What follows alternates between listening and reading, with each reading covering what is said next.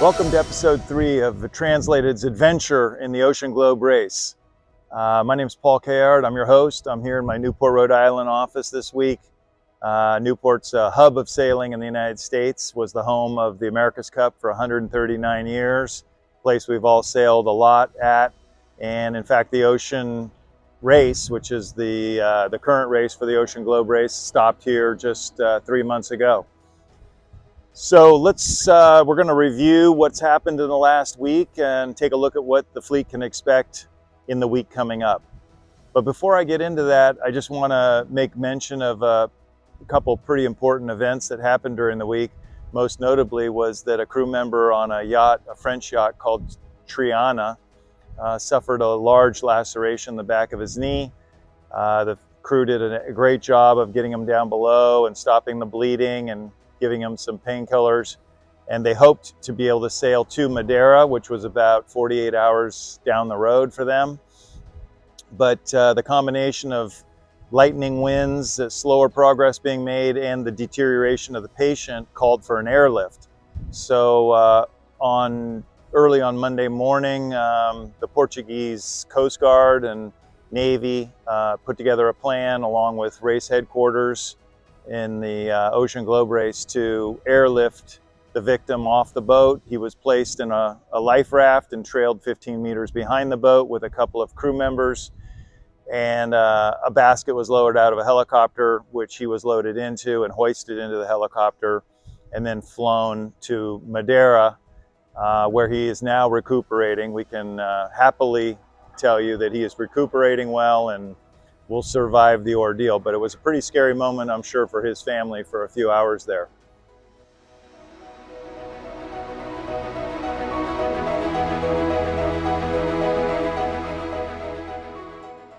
So let's take a look at the tracker. I always like to look at the tracker first and see what has happened over the last week. I look at where the boats went. There's been some interesting choices. And then we'll see where they're at currently and then what to expect in the week coming up. So right now, as I said, the fleet is just between the Canary Islands and the Cape Verde Islands. Penduic 6 is leading the fleet. Translated 9 is not far behind, and Maiden and Spirit of Helsinki are in 3rd and 4th. The rest of the fleet is back a little bit. One of the boats, Godspeed, had a breakdown and they're in port in Portugal, but generally everybody is along the coast of Morocco and Africa and making decent progress.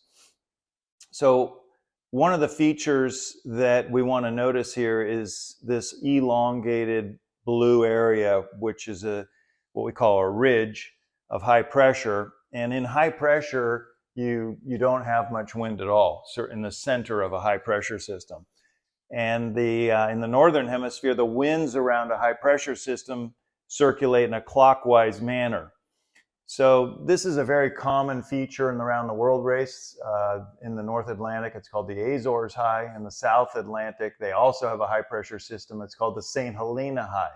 So just as a generality, you know that sailing around the world involves dealing with these high pressure systems, and they move around a little bit. They're not stationary like the Pacific High as well. Sometimes they're north, sometimes they're south, sometimes they're east, sometimes they're west, but the general feature is always there, and it's always something you have to deal with.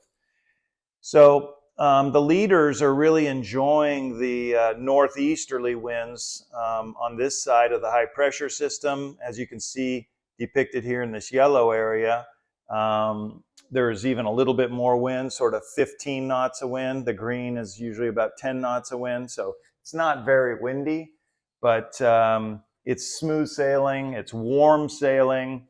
The water's warm, the air's warm. At night, they can be on deck probably just in t-shirts.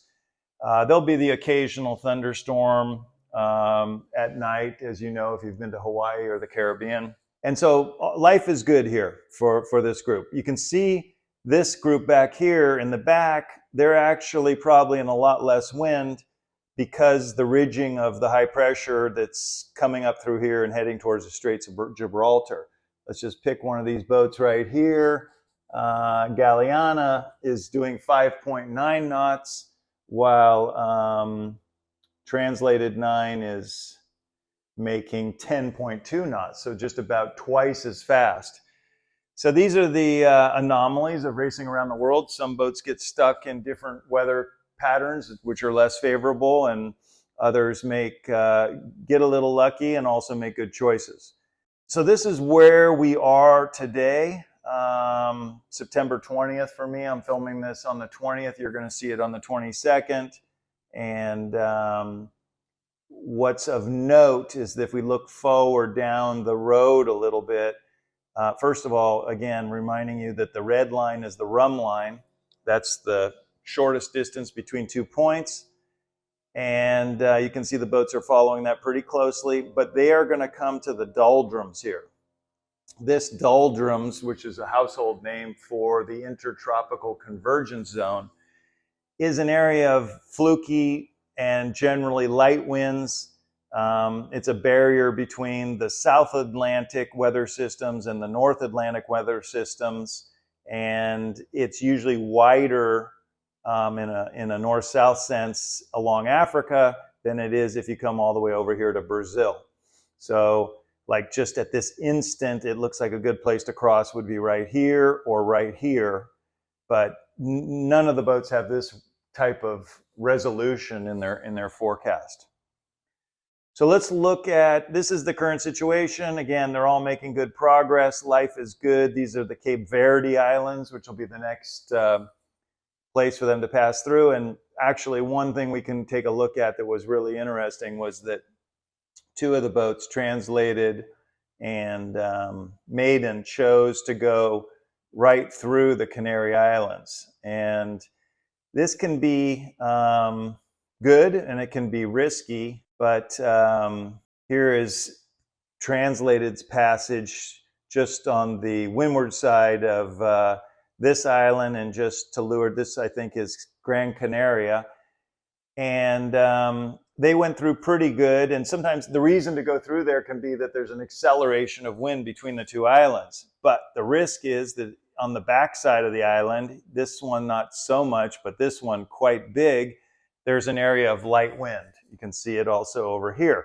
So you have to really literally thread the needle in getting through these islands, again, all for the benefit of picking up maybe 2 or 3 knots more wind for 30 or 40 miles.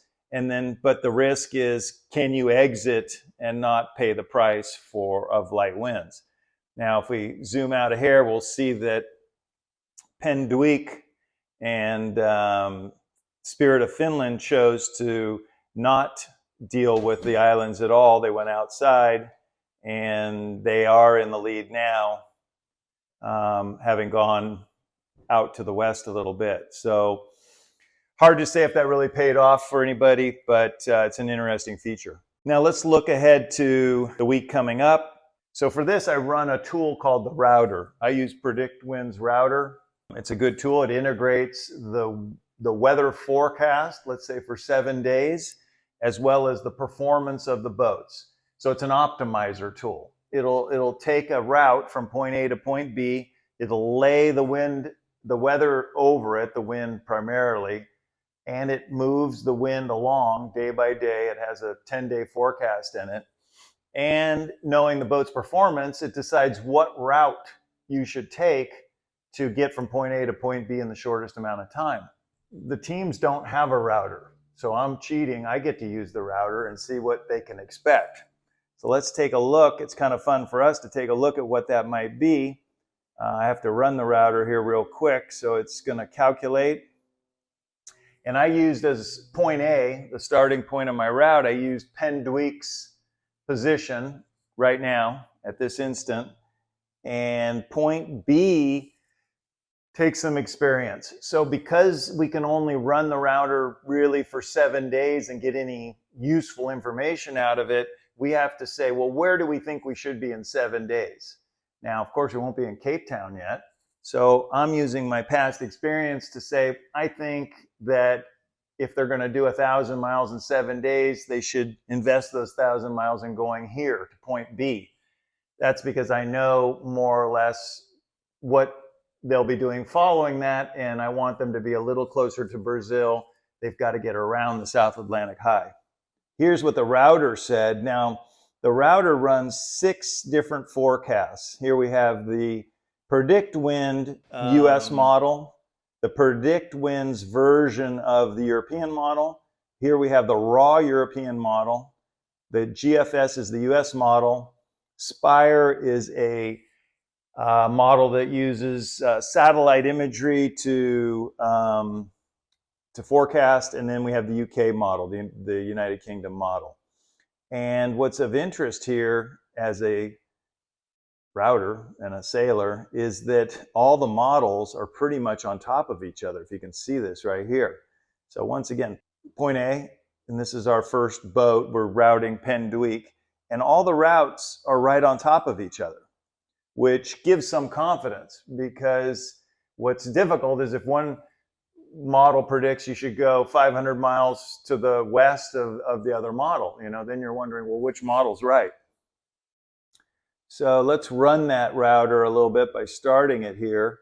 Again, it's starting today, and we see the boat moving. It moves about 1 hour of sailing time per second. Here's a hurricane spinning up in the heading up towards New England.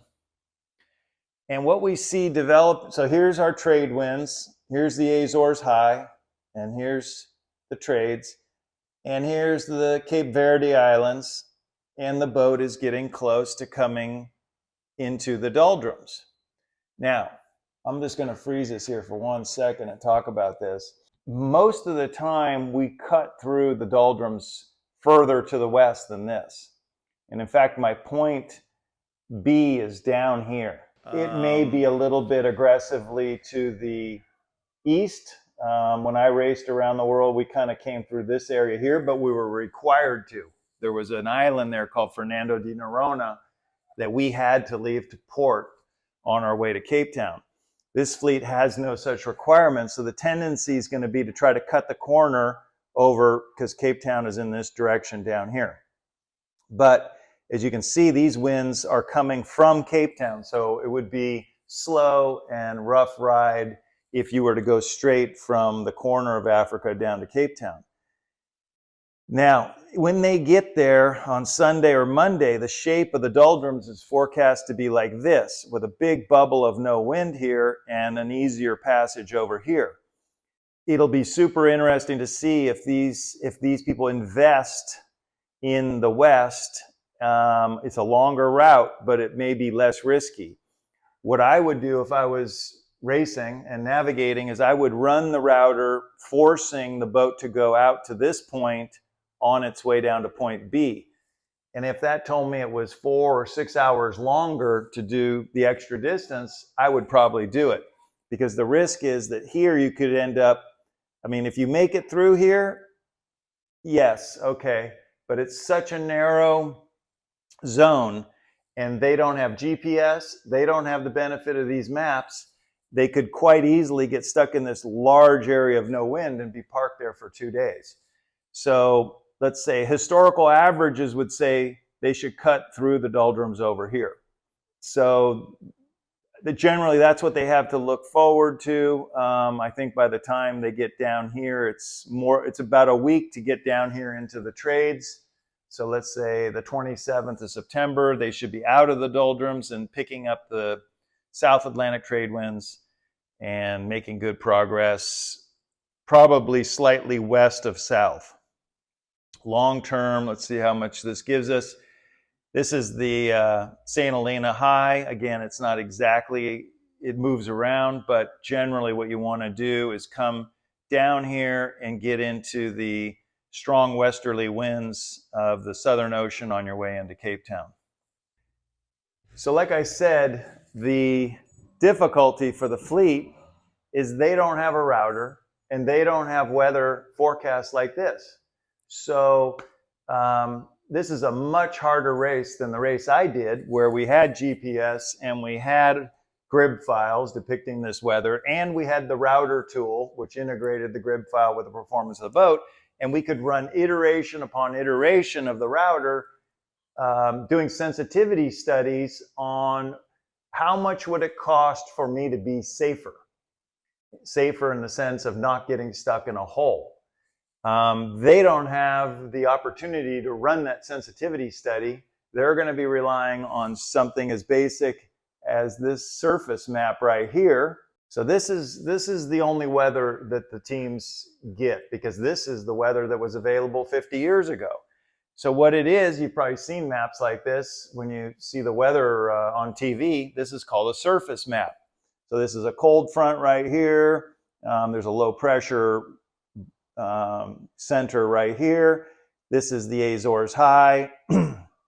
It's squeezed down right now by this low. Actually, the low's cutting the high in half because there's some of the high bubble over here in Bermuda. Anyway, the important salient points is that they know that there's clockwise circulation around the high. The wind follows the contour lines of the pressure system. So not knowing what we just saw on the router in terms of the big bubble of no wind, I'm wondering if they're going to opt for quite a westerly course, which is a little longer but much safer before they come south. So that's a wrap on episode 3. The fleet's about 11 days into this race. Progress has been pretty quick, better than I expected. They've had generally nice following winds down the coast of Portugal and down the coast of Morocco. They're already past the Canary Islands, about a day and a half out from the Verdes. And yeah, it's been great progress. And Translated 9 is doing really well. They're leading the race on corrected time, and they're right up with the lead pack. We had a great example of teamwork and helping each other out this week with the situation on Triana, the injured crew member. 3 other crew members had to get in the life raft with him. There was quite a huge coordinating effort with the Portuguese Coast Guard and Navy and race headquarters in England. It really took a village to get this sailor to safety, and which he is now recovering in a hospital in Madeira, thanks to all the humans involved on the boat and ashore and in the air. So let's remember, we all need to believe in humans.